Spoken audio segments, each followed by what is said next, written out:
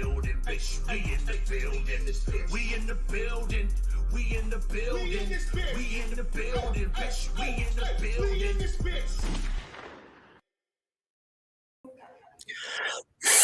Finally, we got to get it going a little bit because it's an important week, ladies and gentlemen. Finally, RZeroB and PTA and our man Jay Tuck have come back to Giants Talk. Yeah, that's right. Giants Talk. Giants Talk. Giants Talk. Not Cowboys Talk. Cowboys fan only. Giants Talk. Which means nothing to do with Dallas. That finally RZeroB, PTA, and J Tuck have come back to BGN. Now, in today's show, ladies and gentlemen, we will be talking about one of the 2-0 teams. That's right, I said it. 2-0 teams in the NFC East, the New York Football Giants. Yeah. And we'll be talking about some broke back mountain Cowboys. It's just nasty, stinky, filthy, dirty, disgusting. Because you know what? Some tumbleweeds are rolling into town.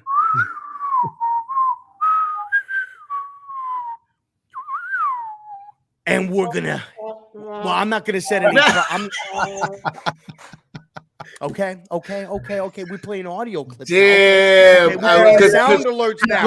Okay. I had such a very, very good response to the whole Cowboys thing, right? Because I was going to say, and at this point, you're watching the good, the bad, and the ugly, right? And I'm obviously the good. Right, RZeroB is the bad, and J Tuck is the ugly, and he's only ugly on the inside. Or just on the inside. I'm sorry, RZeroB. Please continue with your diatribe. Hey, listen, it's all good. I'll allow it this time. Sorry about that. We're going to talk about the Cowboys game.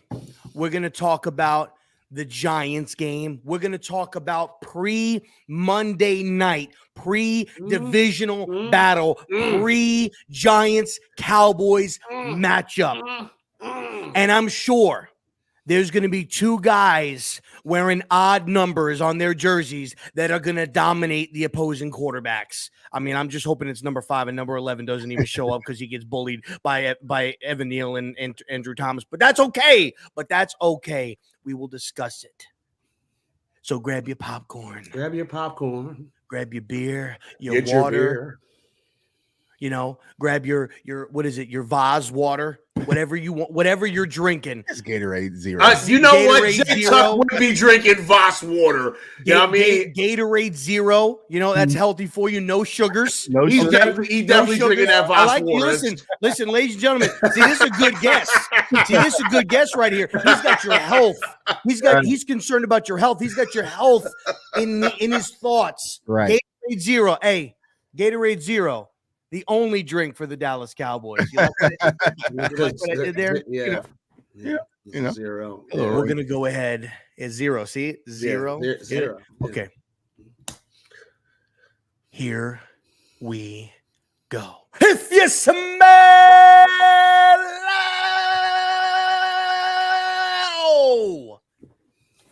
what RZeroB, PTA, and J Tuck. Now listen, Jay, this is your first time here, so you can you get it going a little bit? I can do it, but see, y'all I kind of do the rock thing, right? The people's champion. On my channel, we do a little bit different, Yeah. We do a little bit different over here. Because we're the Wolf. We're the NWO, the big sexy. Okay. Listen, I can get down with some NWO. You gotta vibe with that Wolfpack shit, you know what I mean? Yeah. I can get down with some NWO. Did we get a good fucking guess? We did. So before we start, right, I have to do a thing, okay? So first and foremost, J Tuck is probably one of the best non-BGN Cowboys content creators. You see how I didn't piss the boss off here? Because he writes checks. right. 100%. Yeah, virtual.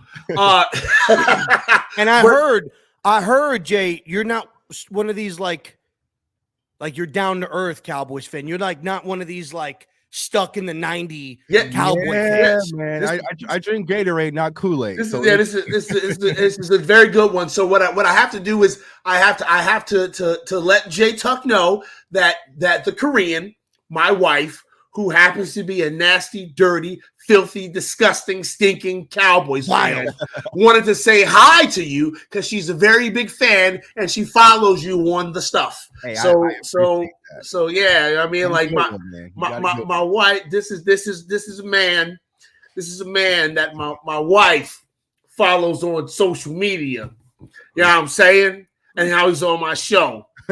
My wife listens way back, man. I think we've been rocking since I started way back in 2020, man. So, you were one that comes into my channel, man, and a lot of Cowboys fans have fun with, man. So I thanks for having me on.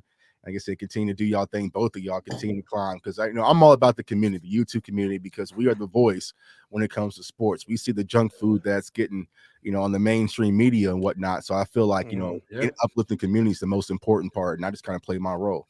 Yeah, that's what's up. Okay, so check this out, y'all. We want to try and get as much done as we can within the hour-ish of time that Jay Tuck is gracing us with his presence. So before we get too deep into the football, Tuck, let everybody know where they can find you, where they can consume your content at, please. Yeah, you can follow me on all social media platforms at JTuck151, which is listed below. Also my YouTube channel, CFO Sports. I know, Pest, you said Cowboys fans only. We had to make that change during draft season because because I got so many people when I started dropping draft content from other different fan bases. So I didn't want them to feel like not welcome, right? Because I had Bears fans. Because I was fortunate enough to cover the NFL draft this year for the first time out in Vegas. A lot of different people chiming in. So we open our listen, y'all. Listen, the people that myself and Rob are going to bring you, okay, are going to be quality people. Okay, that's all we're not going to bring you no bullshit here. Okay, we're going to bring you quality people that can give you the good information that you need. Okay, and some entertainment. Right. All right. Like these are people that I watch. These are people that I've watched for a long time. That's the people that I'm going to bring here. Okay, Tuck knows his shit. Okay, and he's a big fucking deal. But he's still down to earth. He's a big fucking deal. Don't let him tell you any different. But he's still a man of the people, and that's why I appreciate him. Okay, so all right. CFO Sports is the channel. You can catch me there, and then we have CFO Sports Talker, which is our webpage, and then I'm also covering the NFL draft, which will be here in Kansas City. I'm actually in Kansas City, so I'll be with the radio, and then I also cover the 3-0 Kansas Jayhawks football team. So they got a big game this Saturday versus Duke. So I'll be there in the booth. So a lot of staying busy, man, but I love it. Be on the football grind. Yeah. Listen, when I tell you that this man be on the grind, okay, if y'all not paying attention to this man's social media, okay, if not for the pictures of the cool shit he does alone, all right, there's gonna be three things that you're going to find on his Twitter timeline, okay? It's going to be pictures of cool shit, all right? Pictures of the Cowboy Rita. Yeah. Or pictures of him at the gym, okay? Yeah. These are things that you're going to find. Now, underneath all that, you're going to find a lot of delusional-ass Cowboys fans. But that comes with the territory, you know what I'm saying? It comes with the territory, man. And I'll tell y'all first, man, dealing with Cowboys fans, it's not no easy task, man, because like I was telling you today, Pest, sometimes that Twitter feed blocks up. Like, do you want to respond like that, Tuck? I got to say, all right, I need to chill. You saw what I said, man. Fuck that. I said what I said. Send. Yeah. I don't have nothing to lose, man. I used to be that way, man, but I got more eyes on me now, so it's like, nah, yeah. See, that's don't say that. So listen, that's the reason. That's the reason why I'm staying down here. Okay, that's the reason why this is about what you gonna get from us. I'm not trying to do all that extra fancy schmancy, right? This is just a bunch of people that get to hang out for an hour once a week and talk shit. You know what I mean? Like that's that's all right? You go with all the muckety mucks, right? Yeah. I'm gonna stay down here. So when you want to come back in the mud, I'll be here. Yeah, that's I kind of compare it to the rap game. I'm like the underground rapper who's getting into the industry a little bit. And I'm gonna take everything from the industry and bring it back home to the underground. So it's amazing. It's an amazing transition too when you really think about it. Like I remember, when you like 10 years ago, you really only place where you got content about your team was from ESPN, NFL Network, all that stuff. Now it's like YouTube is like really blowing up, right? And content creators are getting involved. I'm sure you got a lot of people that are within your community, yourself included, that are getting involved with teams and doing things. You're going to be doing the draft. You got Talking Giants, with Bobby Skinner and Justin Pennick that are doing a lot of interviews and getting interviews with players. And I think and when you look at even other like platforms like that are with the athlete, like I really like watching the YouTube series I Am Athlete with Brandon Marshall and all them, and how you're seeing a transcend of athletes becoming media content creators and getting involved. And I think YouTube and content creators like on our level, right, moving up, I think it's going to add another layer to the industry, which I think is awesome. And it's great for everybody. It's great for everybody. So I'm excited for the growth. It's a big thing. It's a big movement. And that's why my movement is kind of like, I'm new media. You guys are new media. We are new media when it comes to, Giants content. People don't come to you first before they go to the newspaper, before they read, the New York Journal or the Dallas Cowboys news. Like, true.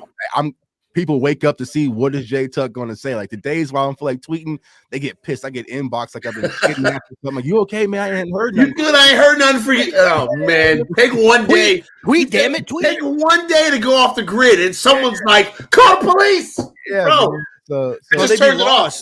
I just turned it off, yo. Yeah, what's going on? What's going on with the Cowboys today? Like, I need it. Tweet, please. Tell me what's going on. But they don't understand, we are fans first. So our passion keeps us burning. When I'm diving into players in the draft, it's not because of media, right? It's because I'm trying to find how to fix this in Dallas. You know what I'm saying? Like, how do I fix what happened last year? And so our passion keeps us lit. No matter, there's going to be days when we don't want to do it, but just our love for our team is going to keep us always going, and we enjoy it. So right. Hell yeah, dope. Okay, so listen, y'all, let's get into the meat and the potatoes. Now I'm going to ask this question to Jay Tuck, and you guys are going to have to kind of excuse me a bit because I'm going to be the moderator today, and I'm going to let RZeroB, my man Rob, and Jay Tuck do a lot of the talking because, as you can hear, your boy PTA's voice is a little crispity, crunchity, crackly, okay? I was very, very loud at MetLife, and I have to save my voice because I'm going to have to be very, very loud at MetLife this upcoming Monday. So I'm going to let y'all do a lot of the talking, but I'm going to throw my 2 cents in. Now, first question, okay? I need to know 3 things that you saw from your team in their last game that you really liked.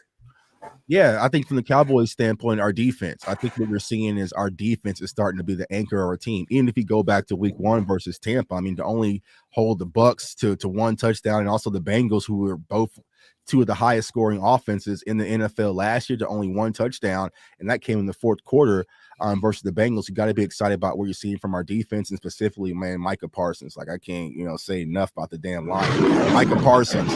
It's just, this kid's just phenomenal, bro. You know what I'm saying? He's just phenomenal. Like, it's anything this kid cannot do. So first thing is the defense.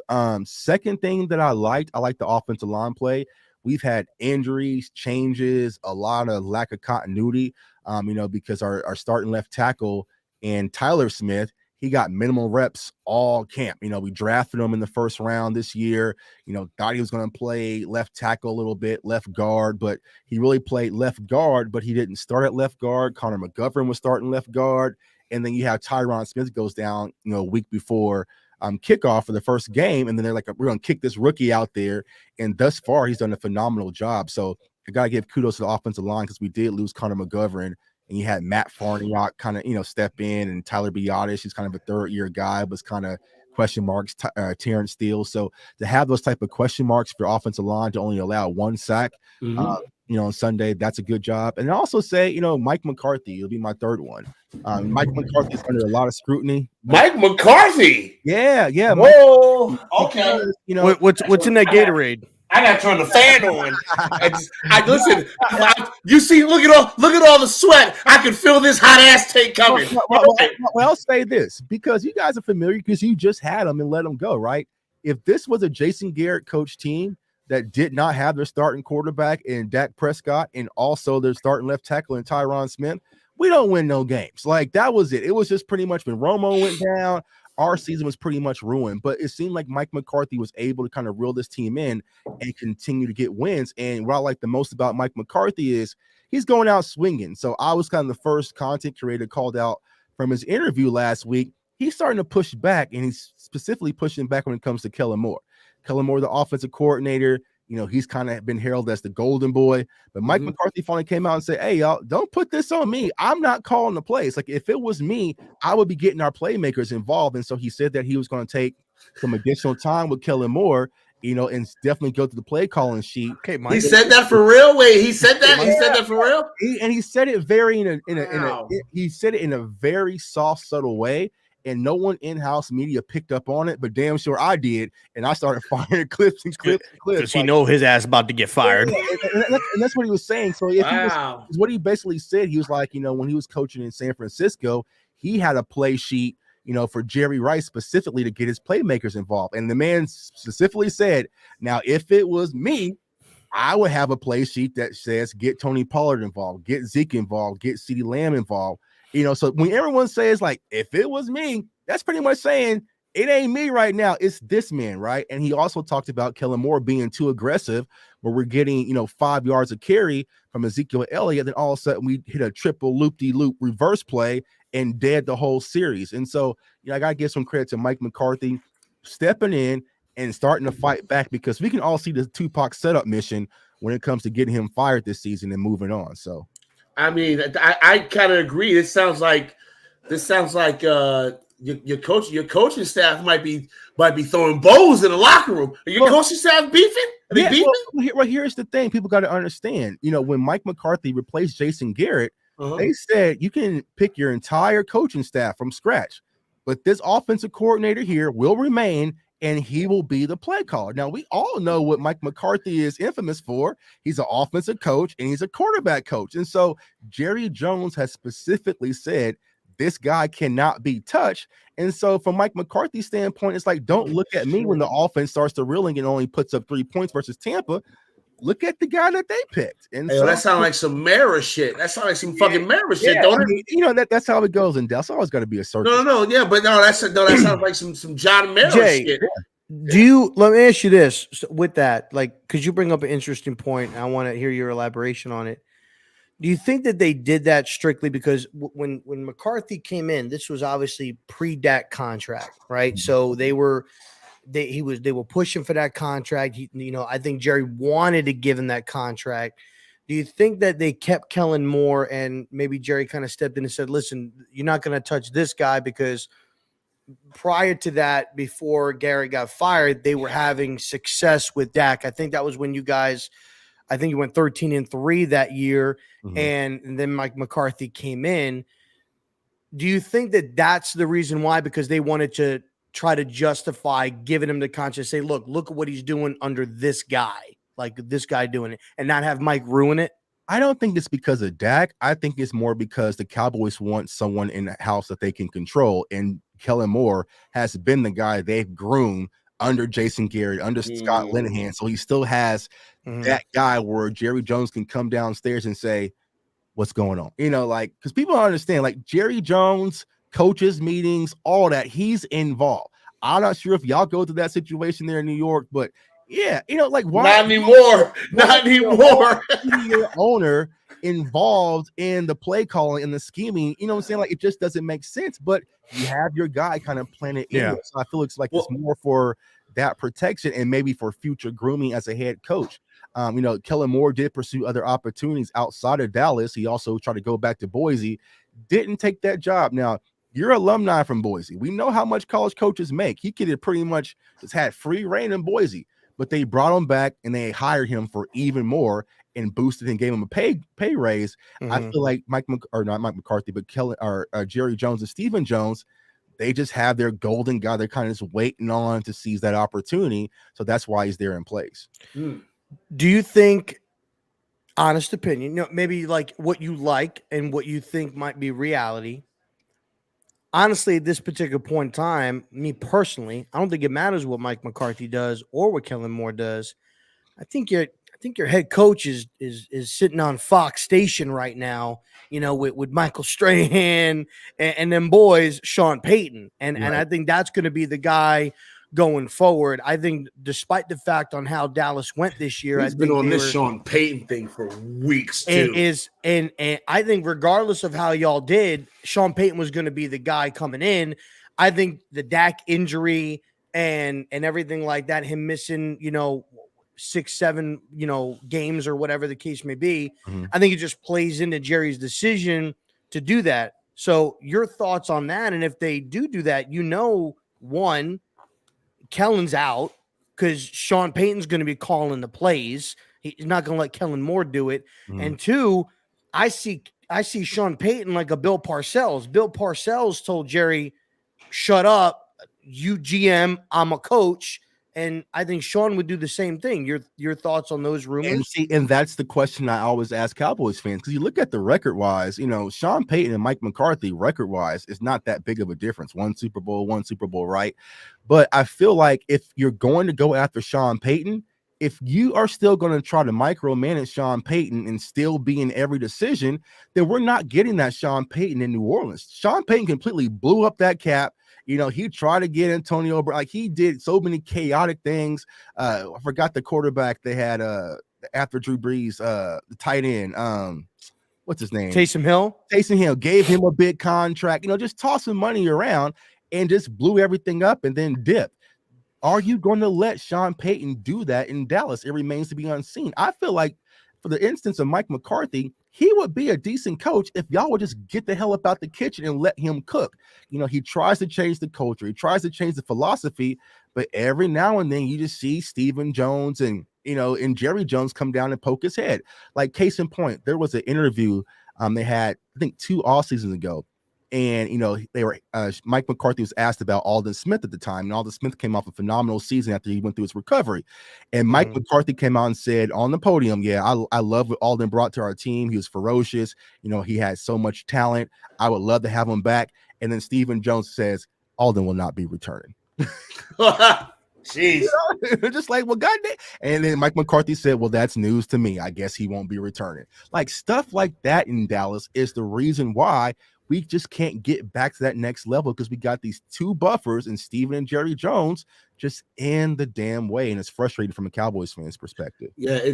So we're just getting past that point. Like the owner's brother just got fired. So thank God that the owner's family has finally taken a step back and realized that they don't need to be involved in football at all. Get out of here. Right. Just go be rich. Go be rich. Yeah, go be some rich asshole doing rich asshole things, right? I'm only hating because I'm not one. I mean, listen, it is what it is, right? I'm only hating because I'm not one. But take your rich ass over there and sit down. You don't know nothing about running a football team. Get me some football people in here. Thank God the Giants finally did that. It's fun. After 25 years, the light bulb would go off. Yeah, you don't know what I'm doing for you. The craziest part, Tuck, is I hear this in my living room all the time, because the Korean is always like, why in the hell is Jerry Jones talking again? Right. And I'm like, I don't know. Every Monday morning, he's on the radio show. It's just crazy. I don't see it across the NFL. Like I said, I live here in Kansas City, and to be honest with you, I cannot pick out their owner, GM, out of a lineup. You know, when they won the Super Bowl, I was there, and I literally tapped my friend. I was like, "Who was that?" And he was like, "Oh, that's Kareem. That's what's his name, Hunt." You know, saying that's the owner. I was like, "Oh, damn, I never seen him before." You know, but Jerry just has to be the mascot, the speaking voice, and it overpowers a coach. So yes, I would love to have Sean Payton. If you tell me I'm getting New Orleans Sean Payton, if you're going to just micromanage and put your hand in everything he tries to do and accomplish, then you might as well just keep Mike McCarthy. All right, Rob, give me 3 things that you really liked from the Giants last game. I'd have to kind of go piggyback off what Tuck said, the defense. I think the defense, despite the fact of the injuries that we had, especially losing Leo in the middle of the game, I thought that they did a great job at really having the guys that we thought weren't going to be, able to do it. Ward, O'Shane, having some of the young guys come in like DJ Davidson and having a veteran like Justin Ellis coming in. I thought they did a great job. Corners are playing good. Adoree Jackson are showing up and showing out. I thought Flott played good up until he didn't. Until he didn't. Until he got burnt. Until he did. But I like that. Okay, you got burnt. All right, you're out. And we took him out. And put Fabian Morrow in, and Morrow did a good job. Almost led up a touchdown. I think that was probably on Baker that he misjudged that pass. That probably would have been a touchdown on Morrow. But there were several of those. There were several. Thank God Baker Mayfield is bad moments. Yeah, thank game. God because Baker. Yeah, because if Baker was a competent quarterback, right, and he could have made the throws, he would have sliced us up. It was big. Like, listen, I have the drops by the wide receivers played a huge. I have to let Giants fans know that, like, listen, it was Baker Mayfield, y'all. Okay, and I understand that Cooper Rush, he's a backup. He's probably better than Baker Mayfield, Joe. Baker Mayfield's not good. I'm sorry. He's not good. Yeah. Well, we'll let Steve Young say we got the next Tom Brady. I don't know. Whatever. right. Is that what he's saying about Cooper Rush? Michael Irvin was talking about Tom. No, that's Michael Irvin. Dude, Michael Irvin just be drinking all. I was gonna say he took like he's not on Gatorade Zero. Listen. No, he took a hard sniff and it was like some Coke from the 80s. Yeah, he had some of it left up in his beard. And he went like that. Oh man, that's been there all this time. Got a real extra kick. But I'd say the defense. I would say again for the second week in a row, the second half adjustments by the coaching staff. Changing things up. Offensive line, they were doing a lot of pulling in the first half. Really wasn't working because they got two big dominant defensive tackles in Derek Brown and Matt Ioannidis that came over from Washington that were getting penetration and were really just disrupting those pulls. Second half, they went to more of a push back, not really a lot of pulls, just going right up the middle, and they started getting a little bit more success. And thirdly, I'd have to say, is the quarterback play. Again, I think, Daniel Jones, he didn't turn the ball over, which we're accustomed to. There were things that, passes and plays that had you scratching your head. But at the end of the day, when he needed to make the play, he did. He showed that he's versatile with his legs. And he distributed the ball around to the open wide receivers, that were open, whether they were 5 yards or 6 yards or whatever. Remains to be seen. He found an open receiver and then turned the ball over and threw an interception. So those would be probably be the three things. And I'll add too. I think Saquon Barkley at the end of the game, you could tell like there was a song that was playing and I couldn't pick it up while I was watching the game, but you could see him like, and he was just like when he was like he was getting into it, like he was in a zone. And I think if he gets into that zone, he's pretty dangerous. So those would be the things that I thought stood out from the game. You say something about Daniel Jones. I lost consciousness there for a second. When you said that man's name, I thought maybe I had arrived in Narnia or something.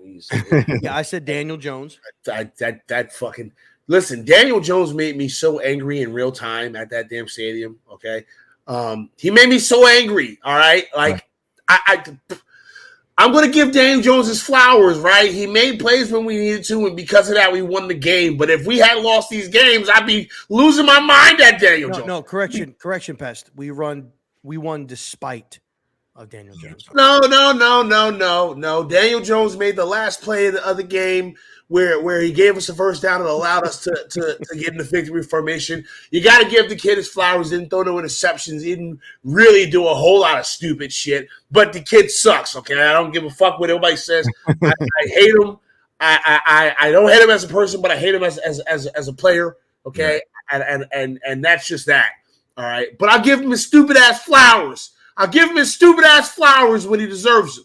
He deserved a couple of flowers. Right. Goodness gracious. Listen, I got to keep it real. All right. I know.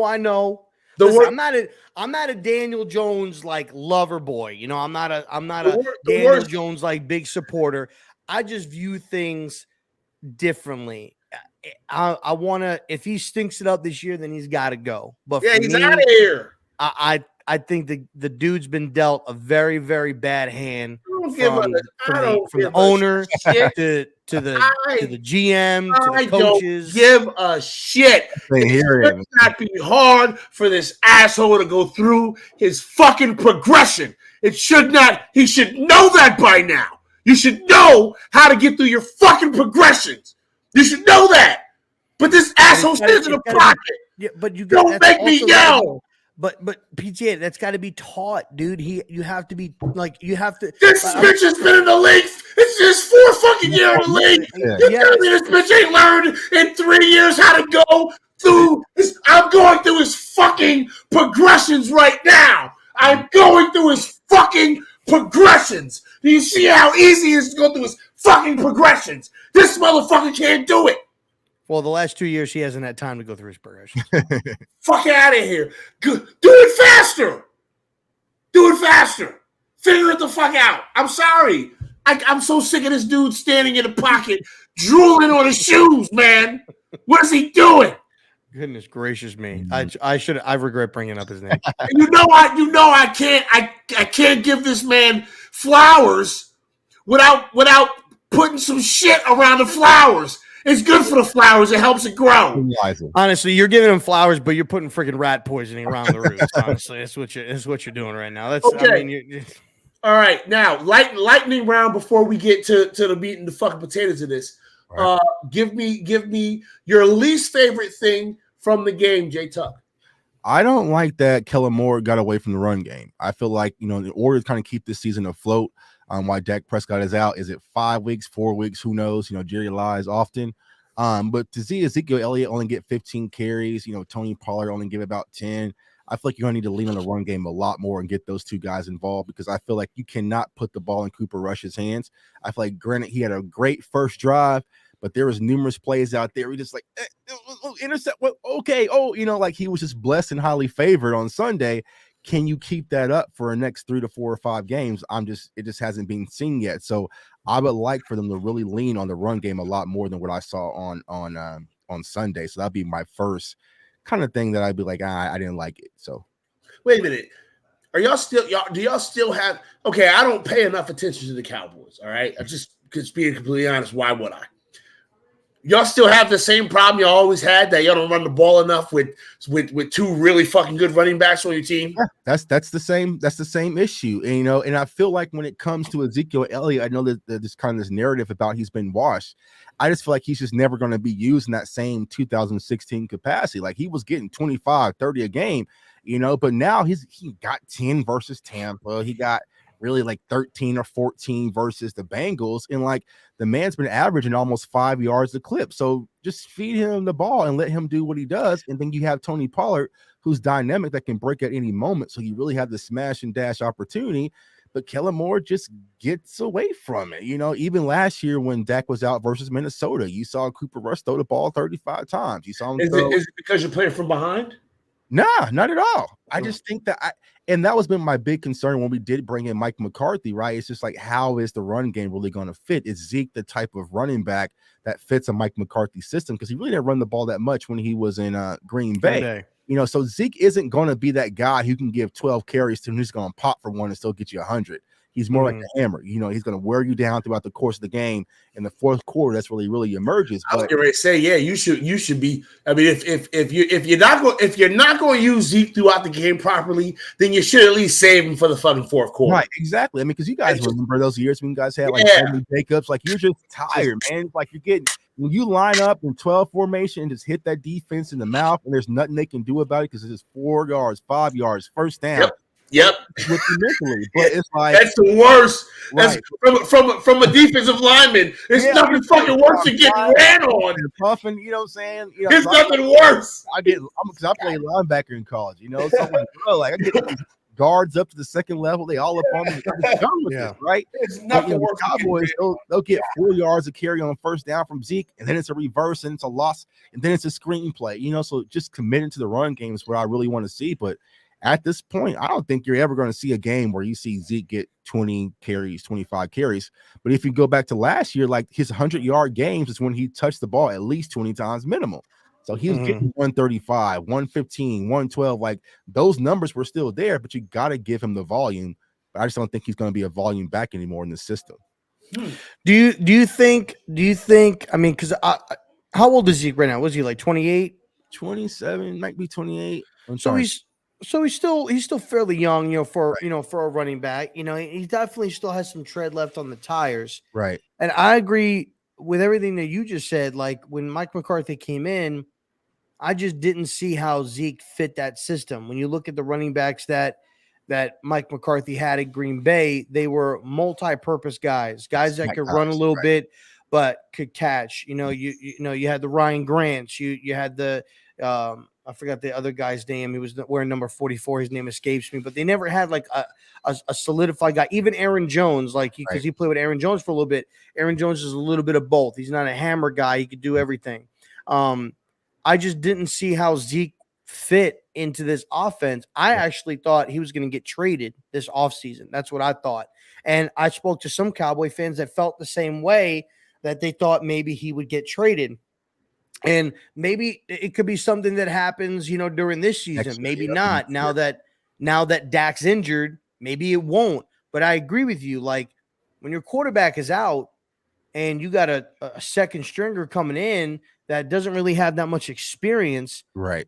You need to take pressure off. You need to run the ball. You need to run the ball. And here's the thing, and they're not doing it at all. You were giving Zeke 30 carries, right, a game when he was a rookie, right, in the first 2 years. You gave him this big mega contract, and you decrease his volume to 10 carries a game. If I'm Zeke, I'm like, thank you, bro. You know what I'm saying? Because you pretty much just prolonged this man's career. Yeah, like $90 million to a split back. Right, yeah. I mean, like, yeah, cool. I can do this forever and keep collecting these checks. Right. Bitches. Right. And so people are like, Zeke stole money from the Cowboys. Like, actually, they charity and gave him some money, bro. They kind of get. All right. Short. So I feel like this might be Zeke's last year in Dallas, and then next year you might see him and not really be that bell cow back, but another team could really utilize him. And you still give him 20, 25 carries. Like he can still get you 100. I mean, because he even got 1,000 yards last year, and that's doing the bare minimum. So it's still in him. It's just getting the opportunity. But yeah. Okay. All right. Rob, what was one thing you did not like from the Giants game?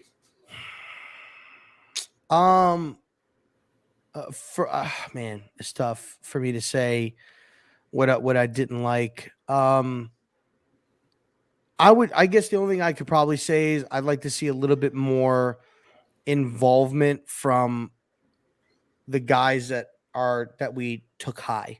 Then the guys that we're paying money to, and this whole KG thing, and we could we might get into, we might not. No, talk about it. Talk about it, because I knew. Listen, I got a plan. I knew this is where we was going. So with the whole KG thing, right? He did his little interview today and said, regardless, I should be on the field.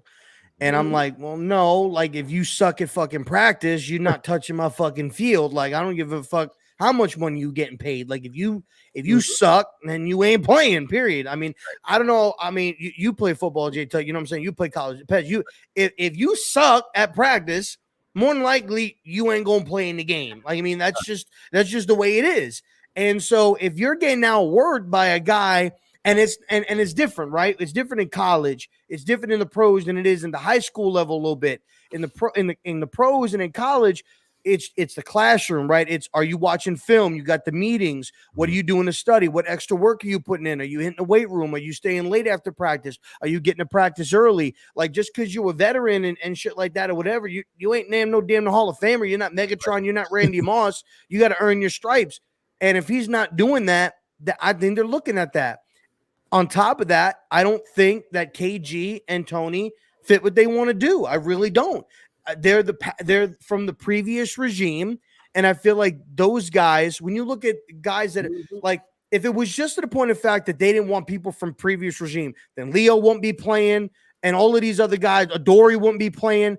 But O'Shane, like, but these guys have bought in to the system. They bought into the culture that the Giants, that Daves and Shane are trying to build. And I think that Tony and KG are not adapting to that culture. And they're showing it in maybe their body language, their demeanor, how they handle interviews, how they're addressing themselves in meetings. I mean, like, I'm actually surprised.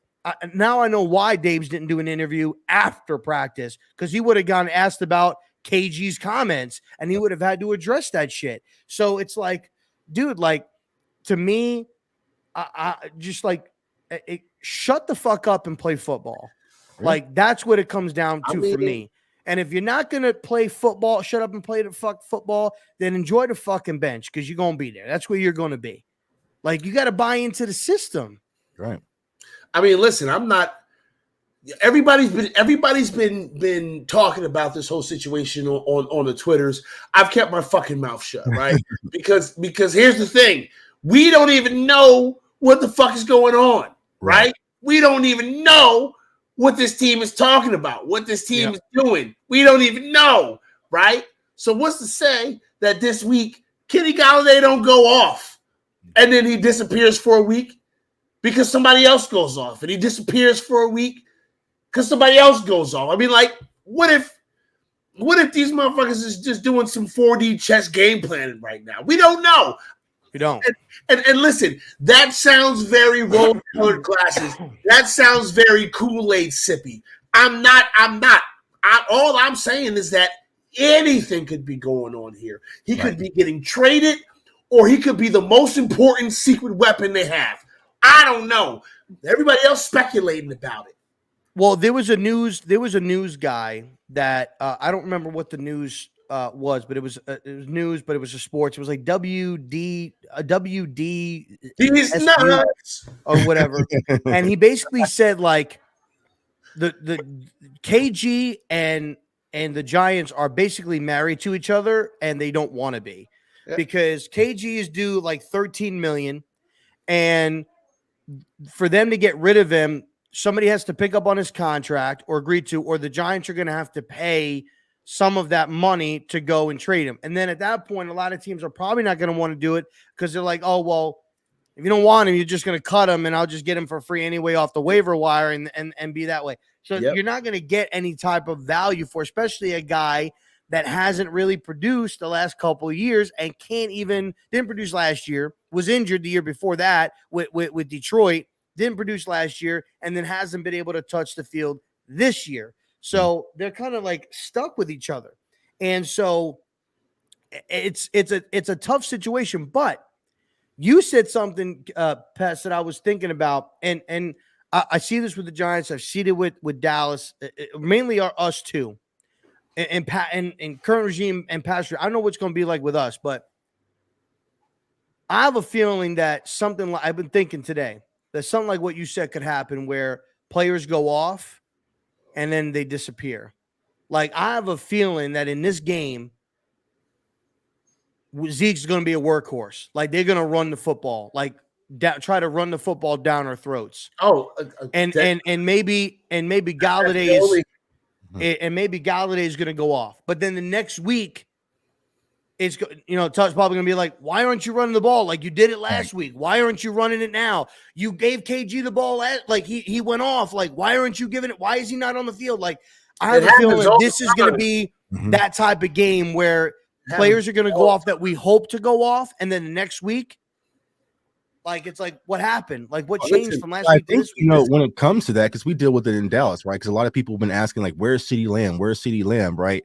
And you got to look at the coaching offensive philosophy, because a lot of offensive philosophies are just more about what the defense dictates and gives you versus force feeding, right? And I think that's been our biggest frustration, where it's like, you got CeeDee Lamb out there. Why are y'all giving the ball to Noah Brown? Like he should be your number one priority. So you might see a game where CeeDee Lamb might get 4 targets and Noah Brown might get 8 or 9, but it might be the same thing, the following week where now so it's really letting the defense dictate what your offensive play calling is. But if you're paying a player that type of money, you gotta get him the ball. It's really just simple mathematics, man, because you want to get your usage and get your value out of what you're paying. But like you said, y'all, like, this is a brand new coaching staff. I didn't draft these dudes. I didn't bring them in here.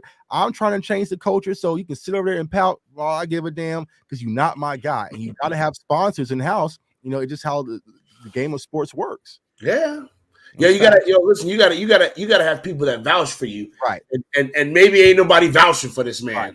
Like there might not be anybody vouching for this man, and people might be, that might be what's going on. That might be what's going on with Kadarius Toney. Is that some people are vouching. Some people are vouching for the quality of man he is, but they questioning the quality of football player he is in terms of how much of the work he wants to actually do.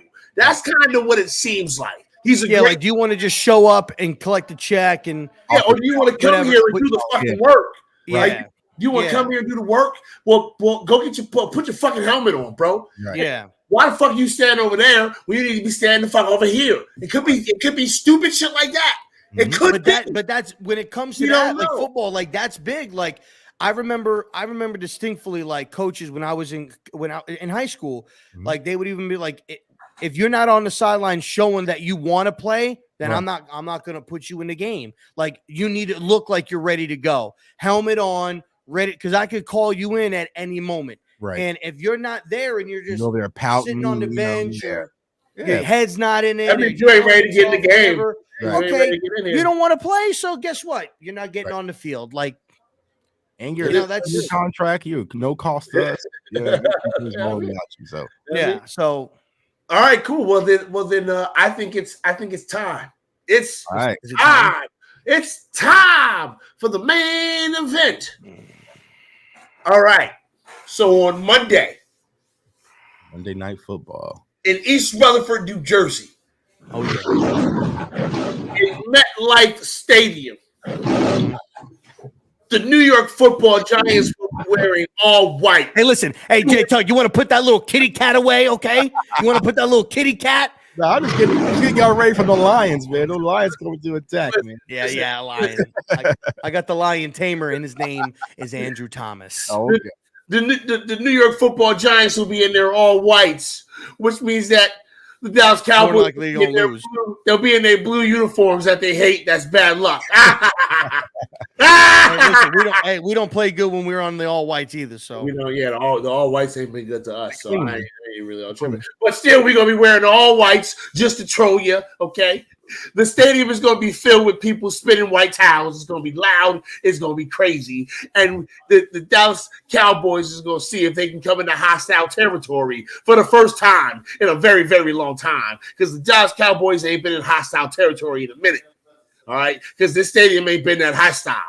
This fans ain't been this rowdy.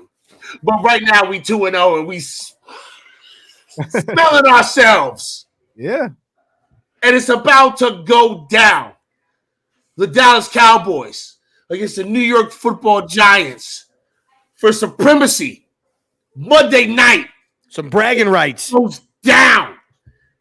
How excited are you to see this football game, Jay Tuck? I mean, I'm excited from this standpoint, man, because I know it's a lot different with running out there with Cooper Rush. But, what I like the most about this season, I just made a video about it, is that the Cowboys are the underdogs. Like, even Vegas got us, not favored again. So this is 3 weeks in a row the Dallas Cowboys have not been favored. And so, past seasons, we were always the favorite. We were always getting all the flowers. This year, we're getting zero credit. So I really want to see the Dallas Cowboys kind of channel that energy. And you're seeing DeMarcus Lawrence kind of come out and speak about like, okay, we're the underdog. So see if they can channel and keep up what they built off versus the Bengals. From this game standpoint, it's going to be one in the trenches. I feel like whoever's defensive line is able to step up and play big, I think that's going to lead to who's going to win this ball game. Because I feel like both defensive lines are solid enough to get pressure on the quarterback. Like I said, Cooper Rush plays solid for a quarter. Are you going to be able to do that again for a whole nother game? And so it's going to be really interesting to see how things fare out. But yeah, I want to see the Cowboys underdog role, Monday Night Football, primetime division game. On the road, it's going to be a hostile environment. Let's see what you're really about. So it's going to be a fun one. Rob, how excited are you for this game? I'm very excited. It's a Dez Bryant hat, bro. It's not a Giants hat. I'm very, very, very excited. He is bugging. What the that's because Vince. Like, I'll be honest. Jay said that, and I'm trying to think about like what Giant player I can say that looked like, but it's not. I mean, Vince, you can't. It's Viz. Viz is a crack baby. You can't listen to a goddamn thing he says. Okay, he's a crack baby. He's literally a crack baby. All right. And he lives in a gated community, and he goes to private school. And you're in shambles, Viz. And he goes to private school, you're in shambles, Viz. And we all know it. Shut the hell up, Viz. You sorry son of a bitch. I'm excited for the game. I'm excited for the game strictly because I feel like it's a meaningful game for once for the Giants over the last few years. Yeah. It would always be like, okay, we're 0-2, Cowboys are 2-0. We're going in. All right, let's just try to get a win. Let's try to compete in the division. Now it's like a meaningful game because now, the Cowboys, they can go to 2-1. We could go to 2-1. And now you gotta now we're both chasing, the Philadelphia Eagles at that point. And so it's a meaningful game. And I like that. I think when you play meaningful games, and yeah, you could say like division games, like they always mean something. But I mean, if you suck in the division, it's kind of hard to get hype over that. Don't get me wrong. Right. I still hate the fucking Cowboys and I still hate the Eagles, but it's you already know, we get ready to get washed. Yeah, go down. This game, I'm excited because I really think it could, truthfully, my truth answer, I think it could go either way. I really do think the game could go either way. I think both teams have good defenses that are playing well, despite the fact of some injuries. Micah Parsons obviously is all over the place and doing a lot of different things. I'll say I trust Wink more than I trust Kellen Moore. I think that Wink was going to give Kellen Moore some fits. And Dan Quinn is, I'm sure is going to give Mike Kafka some fits. But I think you got two really good offensive minds there in Daves and in Mike Kafka that, you're really going up against one guy. You know what I'm saying? And so if they could put their heads together, maybe they could try to take advantage of that. But it's going to be a good game all around. I actually have this being a very low scoring game. I think both offenses are going to struggle a little bit. I think it's going to be a slow, methodical game. I think it's going to come down to who's going to make a turnover on defense. That's going to decide who wins the football game. Is it going to be a Cooper Rush pick six? Is it going to be a fumble picked up by Parsons for a touchdown? It's going to come down to the defense that's going to make a play or two. And I'll even say this, special teams. It could also play a big part in it because Cowboys had a hot special teams in the preseason. They were looking good and they kind of been mellowed out. And then we didn't have a really good, first showing as far as our special teams. But last week, we kind of balled out, so I want to see what happens. But I think it's going to be a defensive game. It's going to be very low. I don't think either one of us are going to score 20 points. Yeah, you know what? I can get with that, man. I can totally see this being just a defensive slugfest. This game could potentially be boring as fuck on TV, but awesome to watch at the same time. Yeah, awesome to watch. It's awesome to watch. Because normally, like you said, okay, we're holding the Cowboys, like normally, like I'm used to the Cowboys just kicking our fucking ass. Yeah, but if it's just a struggle the whole way and whatnot, yeah. And it's like even if Dak was playing, I think it would still be a good game. Even if he was playing, I really do. I think it'd be a good game strictly because I think Dak looked like he struggled in week 1, and when you're getting paid that much money, I don't think that you should struggle like that. I mean, like you were missing some wide. I know there were some drops, but they were struggling a little bit, and I felt like they should be more like. At this point, it's up to him. In defense of that, though, it's like people have to understand when it comes to Dak Prescott, especially week 1, they stripped this entire offense, so it's completely revamped from last year, right? So, you don't have Michael Gallup out there, you don't have Cedric Wilson, you don't have Amari Cooper, right? So then you try to plug in with Noah Brown and Simi Fioco and Dennis Houston, who we just cut today, so it's kind of like. And that was my biggest frustration. It's like, yo, y'all need to be playing this preseason because y'all need some continuity. You can't just go out there week 1 guys you just been kind of doing walkthroughs with throughout camp. And so I just feel like there was just a lack of continuity when it comes to the offense where they just wasn't in sync. Like nothing seemed in sync. So, that was the biggest drawback. Now there could be the possibility of Michael Gallup returning this week, but like you're saying, Dak Prescott won't be out there, but that should give our offense some lift. But I feel like if Dak was playing this game, you give me give me Michael Gallup back, it's a different conversation. But it's just that quarterback position. I know, like I said, everyone's talking about him being Tom Brady or whatever. I don't trust Cooper Rush still. You know what I'm saying? I'm gonna keep it a buck. I still don't trust him. Like I said, there was 4 interceptions that hit Bengals defensive players right in the hands. They just dropped them. So we were just blessed on Sunday. But I know Dory Jackson and some of those other guys that you got there in secondary, they're not going to give you that opportunity. Hey, I think a big. I don't even mean to interrupt, but fair is fair, okay? And Viz put this up here, and I laughed. I chuckled at this one. I chuckled at this one, and the reason why I chuckled at this one is because it's true. This is what's true. I am the type of motherfucker that say now say a silly one. I am. He's right. All right.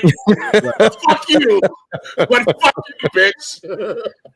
I think a big loss that I don't see a lot of people because I've been trying to watch like guys talk about the game coming up, and I think a loss that really is going to hurt them is Dalton Schultz not playing this week. I agree, and that's another one. You lose another wide receiver, but a security blanket that's your middle seam guy. So now you're going to go out there with 2 rookies, pretty much in Jake Ferguson, an undrafted guy, and Peyton Hendershot, and you might elevate Sean McKeon, but. All right, here's some unproven guys that can really attack the middle of the field. So you're looking at our offense. You have CeeDee Lamb over here. You have Jake Ferguson, Noah Brown, Simi Fioco, maybe Jalen Tolbert, our 3rd round guy. And you're still going to probably try to be pass heavy versus just give the ball to Zeke and Pollard and get the hell up out of there with the win, keep the season afloat. So, it's going to be interesting to see what the play calling and what's the philosophy is going to be on Monday night. But it's a tough task because even last year the Giants played the Cowboys close. Like I was at that game, and especially in Dallas before Daniel Jones got hurt. That was a back and forth battle. So the Giants have a lot of emerging talent. It's just about putting it together, and I feel like your new head coach is starting to do that and change the culture. Yeah, I think what I think is going to be good for the defense is. I think we've been really good at slowing down 2 top-tier running backs back-to-back weeks in McCaffrey and Derrick Henry. And what they did last week, by slowing and limiting McCaffrey down because he's dual threat running back, and he's healthy. And, so being able to keep him to under 30 yards receiving, and I think he had over like 50 yards rushing, but majority of them came from like one run where he had like a 40, 50-yard run. I could see the Giants defense. Again, this is what I would see, whether Wink actually does that. He's a little bit more now this guy's smoking crack, but 8-0. But I could see them doing something similar to where, maybe when Zeke is in, you got Dane Belton, who they elevated and who played last week. Maybe moving him up to the line of scrimmage and having him be a little bit more physical when Zeke is in. But when Pollard is in, because Pollard's more of that versatile guy, he can run and he can catch. You're going to bring X-Man. And when I say X-Man, I mean Xavier McKinney up to the line of scrimmage and be like, all right, this is your dude. Like if he's running it, he's on you. If he's coming out the backfield, this is your guy. And I think that's a way that you got to try to limit because if I'm Dallas, Your quarterback is out. You got a guy in CeeDee Lamb that's struggling right now. Can't seem to get open. Michael Gallup probably going to have a limited type of package coming off the ACL. His first game back potentially. Your tight end is out. You have a lot of young, move around pieces on the offensive line. You don't really want to put the ball in Cooper Rush's hands that much. You got to give it to the workhorses. You got to give it to Zeke. You got to give it to Pollard. Let them try to control the game.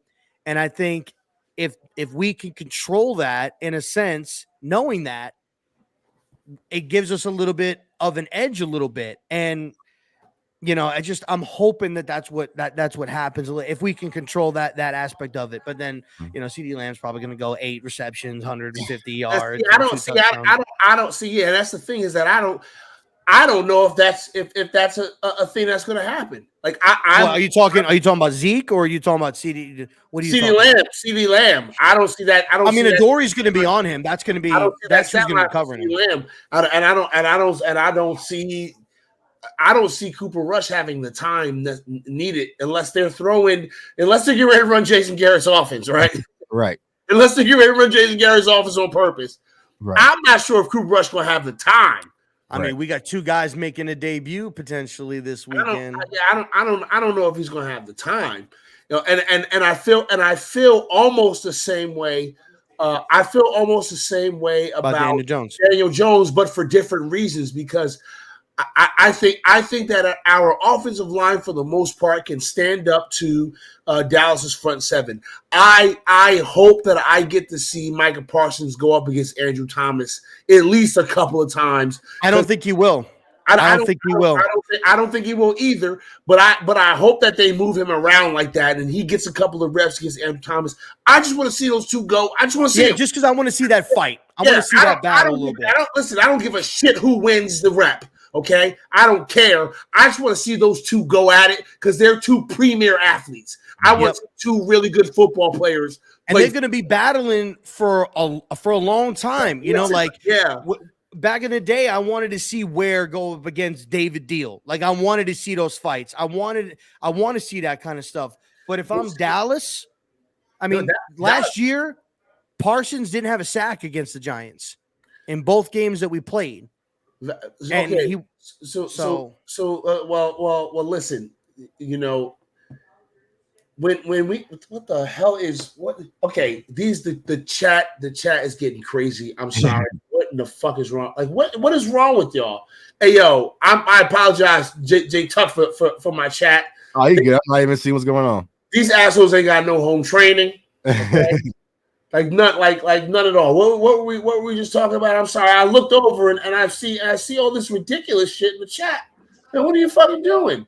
It's all in my chat.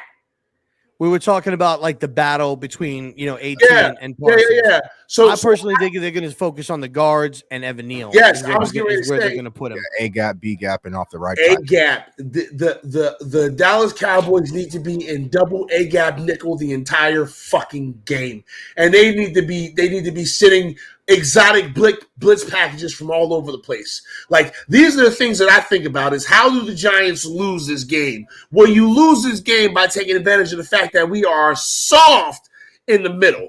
We are soft in the middle, okay? Like the best, the best, cookie you can get. You know what I mean? It's a double stuffed Oreo. Okay.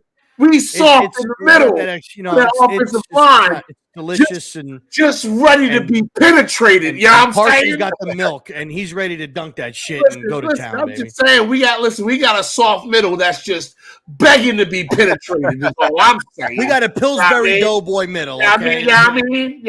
Double A gap all day long. Parsons gonna come up to the line and go. That's stupid as fuck, man. That's ridiculous. My bad. My bad. It's ridiculous. Our offensive line, our interior offensive line is bad. It's bad, okay? If you want to beat us, blitz up the middle all game. Right. Daniel Jones is going to run for his life and fumble. Don't worry about it. He's going to get the ball. He's going to throw an interception. Just make Daniel Jones. Man, will you stop wishing his negativity, bad shit on our quarterback, man? Fuck. Listen, Are you a Cowboys fan or a Giants fan? No, listen. No. The reason why I did all that is because no. The reason why I did all that is because now I have to because now I get to set J Tuck up. Here's the question for you, J Tuck. Why do the Cowboys lose this game? Y'all talk about why they win. Why do the Cowboys lose this game? The Cowboys lose this game if they lose the turnover margin. So if Cooper Rush is out there coughing up the ball and putting our defense in bad spots where you guys can score, because I feel like, we all know Saquon's good for that one burst, but also you got to take in consideration Daniel Jones. When you think you got everything locked up and then he scrambles out on third down and might pick up 15, 25 yards. So, if Cooper Rush cannot help without tripping. Yeah, without tripping, right? There's just those situations, right? We got to continue to play clean football. So if the Cowboys lose the turnover margin versus the Giants, I feel like the Cowboys will lose that game because I just feel like offensively, we're just not equipped right now to explode like we have been in previous matchups when we had Dak out there. Like, if we got down by 10 points, we can strike back just like that down the field. I feel like if that's going to be the situation, we get off to a slow start or whatnot, because think about it. We didn't score the entire second half on Sunday. So it wasn't like we were out there, lighting things on fire. It's just, slow progressing game. So yeah, you got win the turnover margin, protect Cooper Rush, not let him give up that big play. And I think that's how the Cowboys lose the game if they lose the turnover margin. All right. See, do you see why I did what I did? Because it's about being realistic. We realistic here, all right? We can sit here and tell you why our team can win all damn day long. But RZeroB, tell me why the New York Football Giants will lose. Tell me why you think what would cause them to lose this game?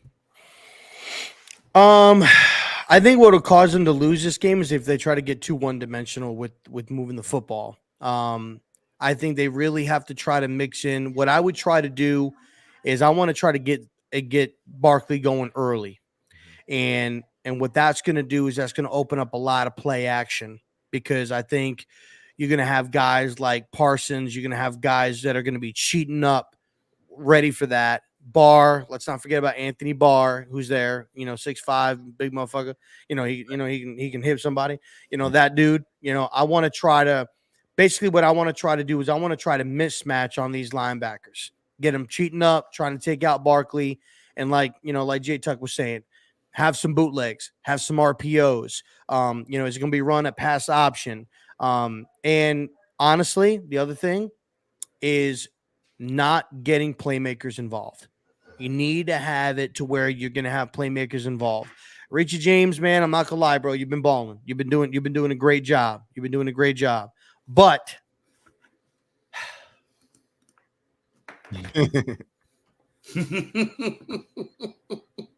Tony, let's talk here, brother. Let's talk, Tony. Okay, grab yourself a bowl of Frosted Flakes. Frosted Flakes. Can the man at least get Fruit Loops? Tony the Tiger, man. Okay, grab yourself some Frosted Flakes. Last time you played these motherfuckers, you went 10 for $1.93, and you had the corner route heard around the world on this man Trayvon Diggs. You have some unfinished business that you need to attend to. You should have scored in that game, but you decided to throw a punch on number 18, which I would punch him too. That was a cheap ass motherfucker. You know what I'm saying? He's not on the team anymore. That was bad. That was bad seed guy. Right. You need to practice this week. You need to play this week. You understand? Tony, you hearing me, Tony? We need you. Need you this game. After this game, you can do whatever the fuck you want to do. You can rap. You can sit. Yeah, he's a rapper. He's a little rapper.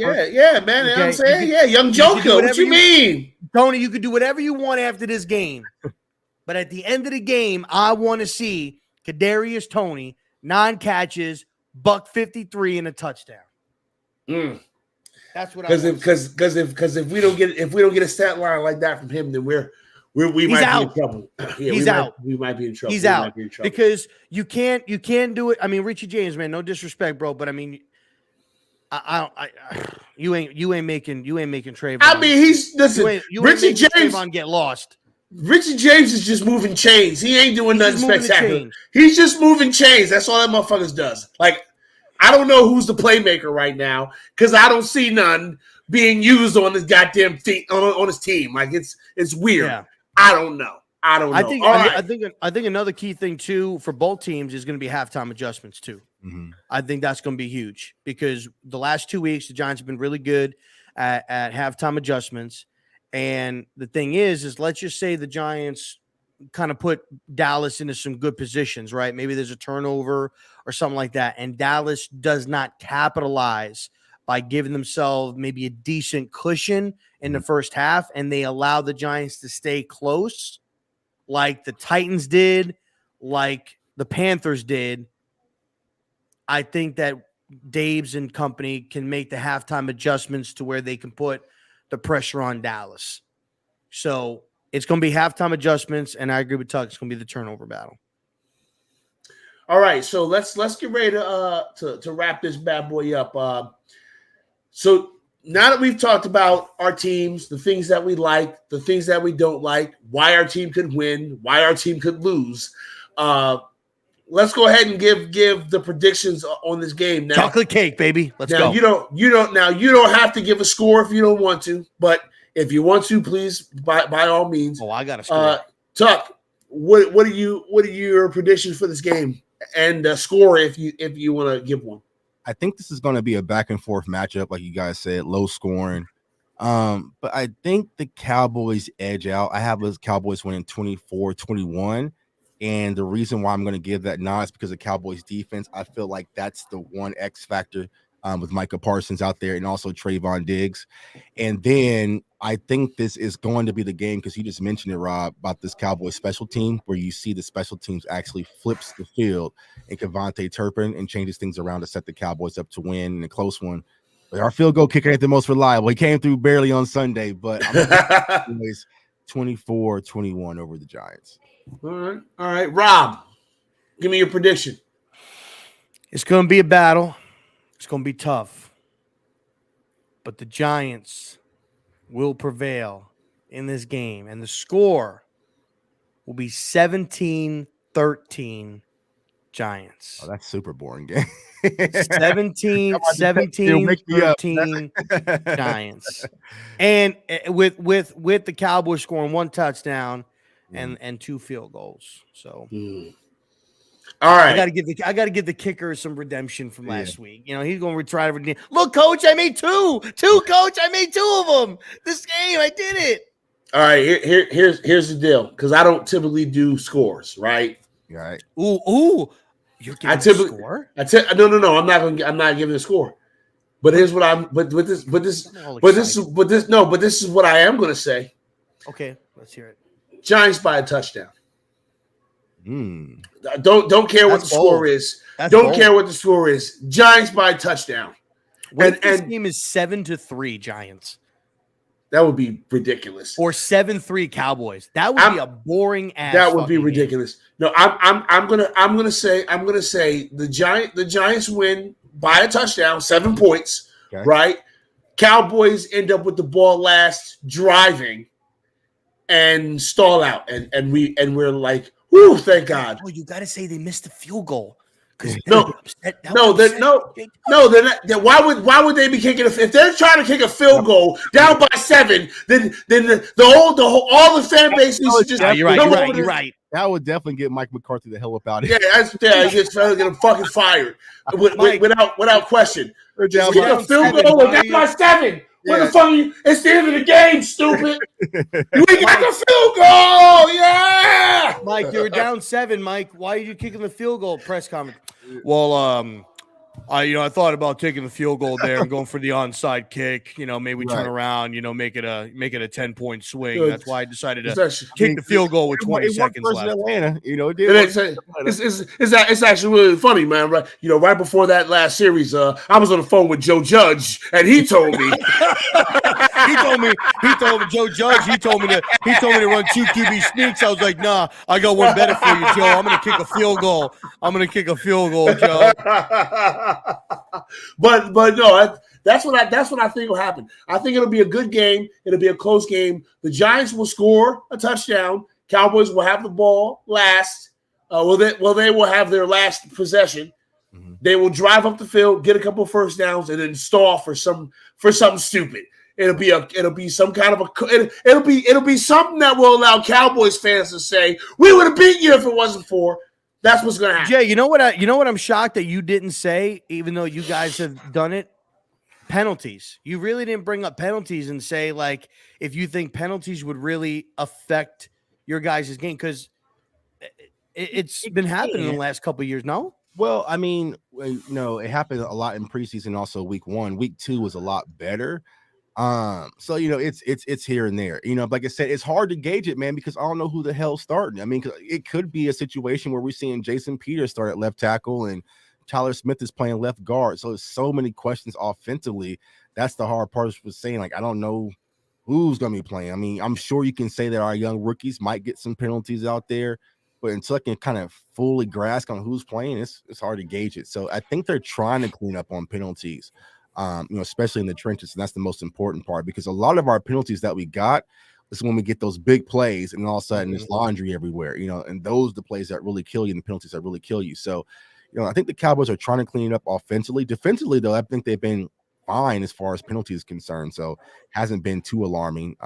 So yeah, it's like I said, it's going to be a back and forth game. It's going to be a good early environment test for the Dallas Cowboys to kind of see what they're really made of. And so we're all going to be watching and kind of see if they pull through. You gonna be sidecasting the game on your YouTube? No, man, I can't lie. I don't know how people can do that. I can't live stream during games. I can't. I hate it, bro. Like, people ask me, and I'm like, I don't want to do it. What happens if your team is losing, right? Like, yeah, guys. There's some people who sacked again. Their channel's a little bit ahead of yours, and so they're all like, "Oh, he felt like they're ruining everything." And like I just watch the post game show, and after that, bro, I ain't doing all that during the game. It's just now. Quick question: Are you a screamer? Like, do you scream? Yeah. I'm bad, man. I'm bad. So the one time I did do a live stream. My wife and my mom and everyone, they text me like, you got to get off camera, because I was going ballistic on people in the chat. It was just, there was no Twitter filter to stop me. They're like, what the fuck? These stupid motherfuckers! I will shoot this motherfucker in the neck. A bunch of SMDs and I don't, like all that stuff. I was like, nah, I gotta go, man. I gotta go. Yo, Pest would probably say that kind of shit. Like, I'll find your address. I know I can figure out where you live. Why you think I'm not on camera, son? I don't do that shit. When I'm watching a game, I'm yelling. All right. I'm nonstop, man. Nah, live streaming during games, not for Cowboys games, man. That ain't my thing. That's crazy. Well, listen, I personally want to say thank you for coming on, dude. It was great having you on. Chat, I hope you guys, Twitch, YouTube, I hope that you guys really, really enjoyed the show, because I had a blast. It was great to talk with somebody that's got some good football knowledge, and just have a good conversation, And this is, let me ask this question. Is it rivalry to y'all? Does this rivalry mean anything? It was fuck Dallas week. What you mean? Because I'm just asking, because here's the thing, man. It's fuck Dallas week, bro. I was gonna name this stream "Fuck Dallas," but I didn't. But I didn't do it off the strength of our friendship, Tuck. It's funny because what you got to say, lady? Huh? Yeah, exactly. What you got to say, lady? Don't get put out the house, bro. What you got to say? Watch your mouth. Yeah. Everybody scared of you. Yeah. Everybody scared of you. Fuck the Cowboys. Go Giants. Yeah, I can't, and I will say it when I'm sitting next to you. The shoe just comes flying in the camera, hits him right in the face. I ain't scared of you. Hey, can I spend that in your places? Yeah, man. That's what gets put out, man. That's what gets put out, man. But I say that because I do a lot of shows with Eagles content creators, and they get so pissed when I'm like, y'all not our rivals, bro. Like, you're not the Cowboys. Yeah, we are. No, yeah, we are. It's not the one. It can't be the. I'm like, bro, you're not. It's supposed to be the Eagles. We're supposed to be the Eagles rival. Right. I don't give a shit about the Eagles. Right. Like, I don't fucking care about the Eagles. Yeah. Listen, for me personally, my mood has changed. Hecka. My mood has changed. I actually don't have a problem with Washington. I used to I hate the Cowboys, right? Mhm. But here's the thing. I could tolerate the Cowboys, but the fans are just delusionally annoying at times. The Eagles, the East. There's all the Eagles. I'll be honest. If they were on fire, I wouldn't piss on them. right. I can't stand. I'll be honest. I hope Howie Roseman's wife cheats on him and leaves him, and I really do. I can't stand because after this past Monday night, you got those Eagles fans. Oh, Jalen Hurts, yeah. MVP, Jalen. Shut the fudge up, man. Listen, oh my God, Jalen!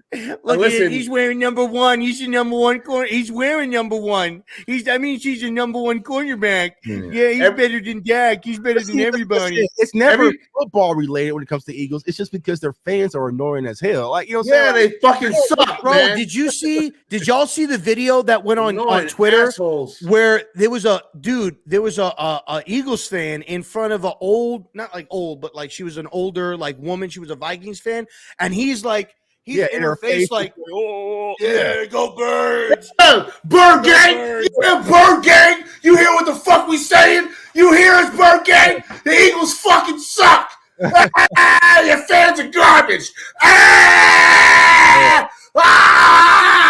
Yeah, listen, yeah. Bird Gang, listen. There was a jail underneath your stadium once for a reason. It's still there.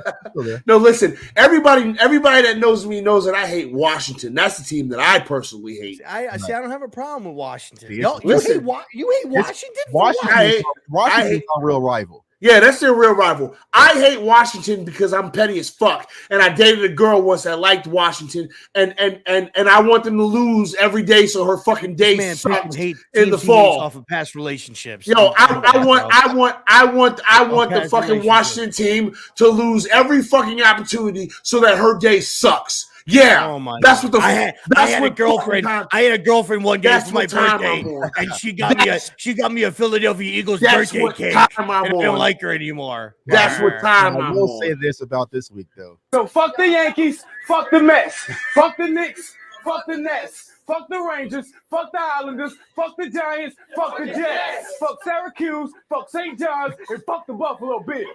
Fuck Reasonable Doubt, fuck Paid in Full, fuck Illmatic, and that's how I feel. Yeah. Don DeMarco. you don't get a Don DeMarco for that, man.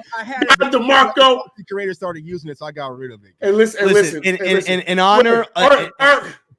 Oh, go ahead, in honor of what's his name from the Jets, the linebacker Bart. What is his fucking name? Bart Starr. No, the linebacker. Oh, not Bart Starr. Bart Scott.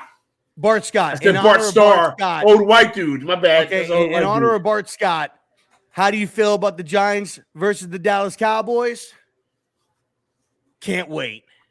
Fuck the Yankees, fuck the Mets, fuck the Knicks, fuck the Nets, fuck the Rangers, fuck the Islanders, fuck the Giants, fuck the Jets, fuck Syracuse, fuck St. John's, and fuck the Buffalo Bills. Fuck Reasonable Doubt, fuck Paid in Full, fuck Illmatic, and that's how I feel. Don DeMarco, bang, bang.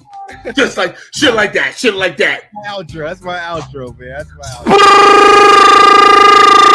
Can't copy respect. All right, listen. So here's the deal, y'all. One more time, J Tuck. Where can everybody find you? Yeah, you guys can find me on all social media platforms at JTuck151, my YouTube channel, CFO Sports. Come over, man. We do a lot of draft content. So I got the honor to interview Kayvon Thibodeau, when you guys drafted him. Great kid, man. He just had style, flair, man. So asked him a lot of questions. Cool kid. Also got to talk to Neil as well. So yeah, we do a lot of draft content. That's really where I start to boom. And then you can follow me at my official store, CFOsportstalk.com. Man, I appreciate all the support from all football communities. We're just trying to keep our voice amplified. and F the mainstream media because we here. Yeah. Hey, yo. Did you tell Thibs, hey man, I think you're gonna be better than Micah Parsons? Is that what you told him when you? No, not at all. Not at all. They asked him. Like who was going to be the best pass rusher, of course, in the NFC. He said he is going to be himself. And I asked him, what quarterback he's looking. He always say that shit. Yeah. I was like, no, that's false. But he asked who was he most excited about the sack? What quarterback? And he was like, all of them, man. So the kid has flair, man. Like, I like his style, cool kid, and so it's a good opportunity to meet him. So. I hope he plays Monday. I hope he plays Monday, man. No, he can start Monday and then play the following game. How about that? yeah. Hey, listen, the fact that you don't want him to play, you got me all juiced up. I hope he does play. He can chill. Love it. I love it. Well, listen, man. Jay Tuck, man, friend of the show. We greatly appreciate you giving us more than the time we asked you for. Actually, he gave us way more than the time we asked for, and that's fucking awesome of him. Whenever you want to come back, please. We gotta reconvene. Link back up for Thanksgiving, man. I was gonna say we gotta reconvene here later on in the year. So we'll get a little turkey. We'll break a little bread. We'll talk a little football. Okay, absolutely. I'm with that. We'll do all that. So we'll make that stuff happen. So listen, for our illustrious guest, Day Tuck, and for RZeroB, I am Pest the Analyst. I have to go through this thing so that I can understand, make sure that I'm doing this right. And with all that being said, we will get up with you guys later. So y'all take care. Deuces. Oh, you had to do.